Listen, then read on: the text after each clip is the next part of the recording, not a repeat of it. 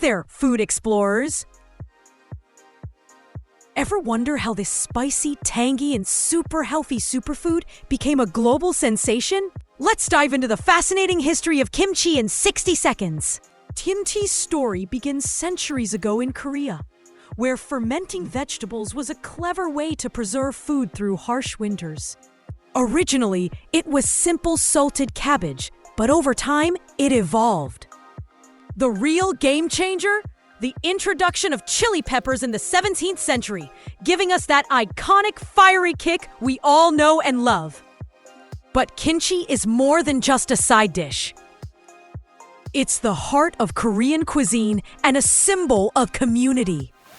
Traditionally, families would gather for kimjong, a communal event of making large batches of kimchi to share.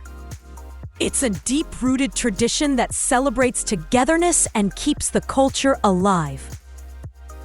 Fast forward to today, and kimchi has transcended borders.